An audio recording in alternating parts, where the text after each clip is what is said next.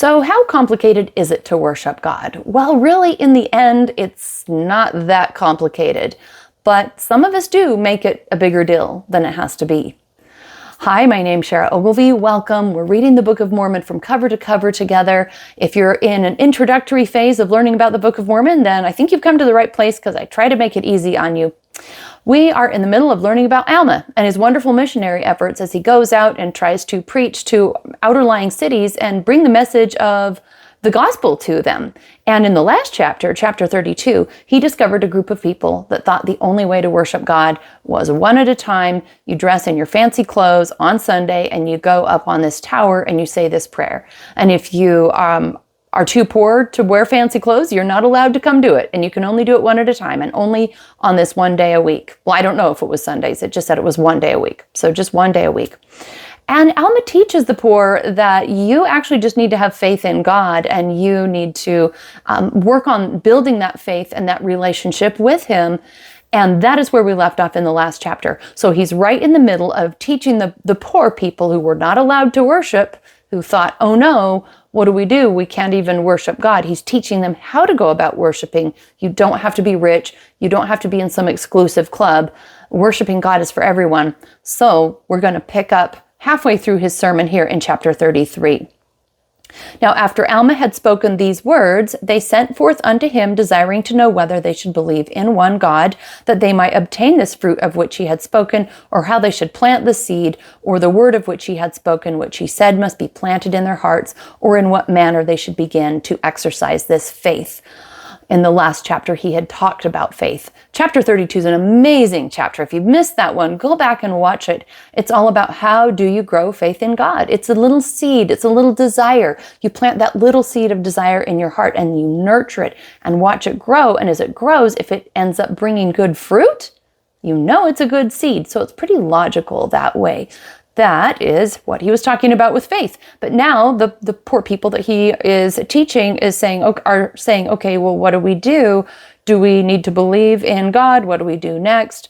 And Alma says, behold, you have said you could not worship your God because you're cast out of your synagogues. But behold, I say unto you, if suppose you cannot worship God, you greatly err, and you ought to search the scriptures. If you suppose they have taught this, you do not understand them. He is alluding to the fact that they were kicked out of their synagogues, their places of worship, because they were too poor to buy fancy clothes. And they were under the belief that that was the only way to worship. And he's saying that is not the only way to worship. And if you haven't read this, if you've read the scriptures, you would know that. Further, he says, do you remember to have read what Zenos, the prophet of old, has said concerning prayer or worship? Now, we don't know who this Zenos is. He's quoting some source that we don't have access to. Zenos does not write anything in the Book of Mormon. He's not in the Bible. We do not know who this is, but he's a prophet that Alma would have been aware of, would have studied and read. So he's quoting from Zenos. But just so you know, I don't know who he is either. All right, verse 4. For he said, this is Alma quoting Zenos, thou art merciful, O God, for thou hast heard my prayer, even when I was in the wilderness. Yea, thou wast merciful when I prayed concerning those who were my enemies, and thou didst turn them to me. Yea, O God, thou wast merciful unto me when I did cry unto thee in my field, where I did cry unto thee in my prayer, and thou didst hear me. And again, O God, he continues, this is me quoting Alma, quoting Zenos. Very, very down the rabbit hole there. Okay, so Zenos continues, again, O God, where did I turn to my house? When I did turn to my house, thou didst hear me in my prayer. And when I did turn unto my closet, O Lord, and prayed unto thee, thou didst hear me. Yea, thou art merciful unto thy children. And when they cry unto thee, to be heard of thee, and not of men, and thou wilt hear them. Yea, O God, thou hast been merciful unto me, and heard my cries in the midst of my congregation. Do you get the point so far of this passage? It continues on, but I'm just inserting here the whole idea that Zenos is teaching is that he's praising God, that no matter where he went throughout his day, whether he's here or there or some other place, he cries unto the Lord and he is heard. He is welcomed. He is answered. He is comforted. Doesn't matter where, he's praying and he is heard. All right, the lesson is loud and clear for these people. You do not need to only worship God in your synagogue. There are many options here. All right, verse 10, this is still me quoting Alma, quoting Zenos. Yea, and thou hast also heard me when I have been cast out and have been despised by my enemies. Yea, thou didst hear my cries and wast angry with my enemies, and thou didst visit them in thine anger with speedy destruction. And thou didst hear me because of mine afflictions and my sincerity, and it is because of thy Son that thou hast been merciful unto me. Therefore I will cry unto thee in all mine afflictions, for in thee is my joy. For thou hast turned thy judgments away from me because of thy Son. That's the end of the quoted passage. But notice how in that last verse, Zenos says it's because of thy Son, speaking to God, that you've been merciful and that you've turned away your judgments. And again, he says, because of thy Son. This is another testimony of Christ. Because of Christ, that is what gives us access to God to pray. Because of Christ, we know God is going to be patient with us. He will forgive us. He will think the best of us and wait upon us as we struggle. Because of Christ, we can have faith in God being patient with us because of Christ's mercy and his atonement. He's teaching this to the people, and this is news to them. So Alma said, do you believe those scriptures which have been written by them of old? If you do, you must believe what Zenos said. For behold, he said, thou hast turned away thy judgments because of thy Son. Now behold, my brethren, I would ask you, if you have read the scriptures, if you have, how can you disbelieve on the Son of God? So he's really teaching two things here, and that is that believe in Christ. He has patience, compassion, and mercy for you, and because of him, God's judgment is turned away. And also, you have options in worship. You don't have to just be rich in the synagogue to pray. You can pray all the time, anywhere. Okay, continuing on. For it is not written that Zenos alone spake of these things, but Zenoch also spake of these things. Now he's going to quote from Zenoch, which is again the same kind of thing. We don't have an original source on Zenoch. He wasn't published in the Bible. He's not published in the Book of Mormon. He's just quoted. And so he's going to quote him. We'll see what Zenoch has to say. Behold, he said, thou art angry, O Lord, with this people, because they will not understand thy mercies, which thou hast bestowed upon them because of thy Son. Now, my brethren, ye see that a second prophet of old has testified of the Son of God. So that was just a short quote, that the Lord is merciful because of the Son. So it's just another testament of Christ there. Behold, this is not all. Oh, oopsie, back to verse 17. Now, my brethren, you see that a second prophet of old has testified of the Son of God. And because the people would not understand his words, they stoned him to death. So Zenoch apparently was stoned. Not stoned as in on drugs, but stoned to death. But behold, this is not all. These are not the only ones who have spoken concerning the Son of God. Behold, he was spoken of by Moses. Yea, and behold, a type was raised up in the wilderness, that whosoever would look upon it might live, and many did look and live. Now he is reminding them of Moses. Moses was the common heritage of the people he's teaching to, because if you go way back to the beginning of the Book of Mormon, when the people of the Book of Mormon were traveling across the ocean, they came from Jerusalem. They were Jews. They believed in Moses. So this is a common heritage for them. He's drawing their mind to Moses. Do you believe in Moses? Do you believe in these stories? Well, it was pointing to Christ. Okay, verse 20, it's talking about Moses raising the type up in the wilderness. That was the serpent on the staff, that whosoever was bitten by this serpent, if they looked on the staff, that they would live. It was symbolic of Christ, of looking to Christ. But, verse 20, few understood the meaning of those things, and this because of the hardness of their hearts. But there were many who were so hardened that they would not look. Therefore they perished. Now the reason they would not look is because they did not believe that it would heal them. That is so ironic. It's the way we are as people. We are so stubborn. We say, it won't help me, therefore I won't try. But how can you know if you don't even try? So the children of Israel are not that different from us today.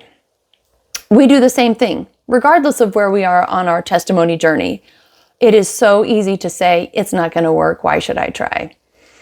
I have caught myself doing that many times where I need comfort and direction, but instead of turning to scripture and prayer, I scroll my phone or something. Now, I'm doing a lot better about that these more recent years, but it's so easy to say it won't help, or I just don't feel like it, or what's the point? But if you actually stop and do something worshipful, like read some scriptures to get some light, say some heartfelt prayers, listening and communing with God, you find that you actually get help. So he's pointing more generally, though. Looking to Christ that was what was symbolized by Moses holding up that staff for the people to look to in the wilderness to see, if they were willing to be healed from their snake bites. But they were so stubborn they wouldn't even just look over. But are we that different?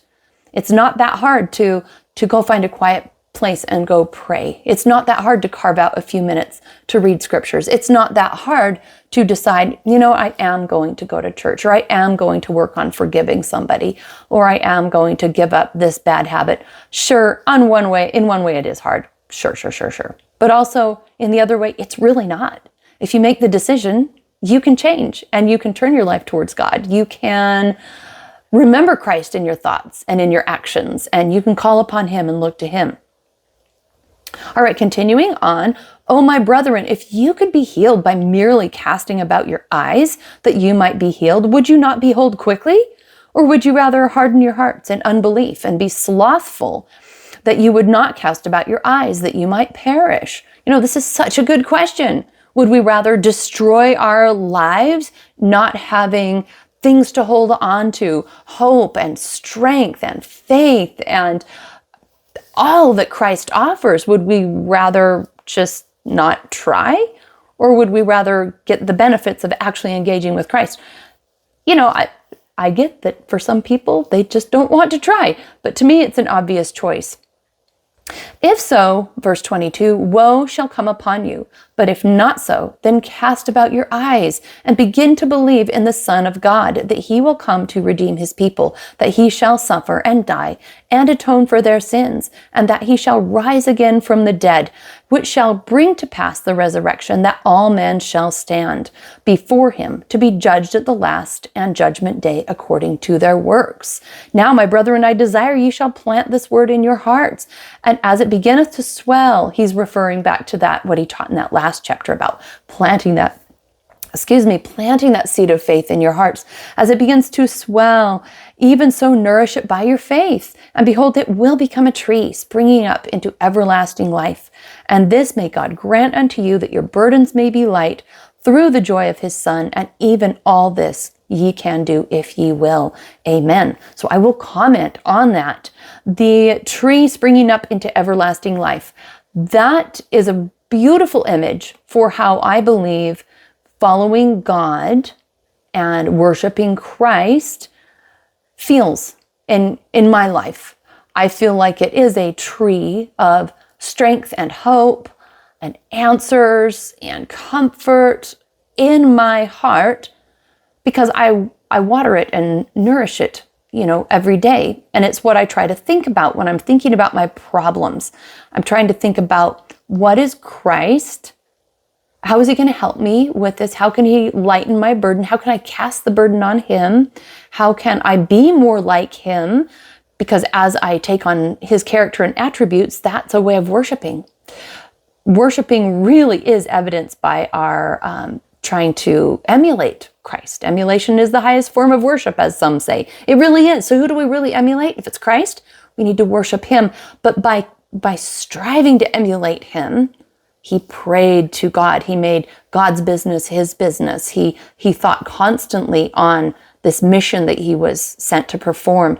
Everything was spiritual unto him. If we try to mold our life in that way and cast our burdens on him, our burdens are made lighter and we are strengthened, and life actually does become joyful. I know this to be true. This is a wonderful chapter. It's another fantastic testament and testimony of Christ. He was resurrected. He is our advocate with the Father, And I bear my testimony as well, that Christ lives and that he is our strength. And I leave that with you in his name, and I'll see you next time.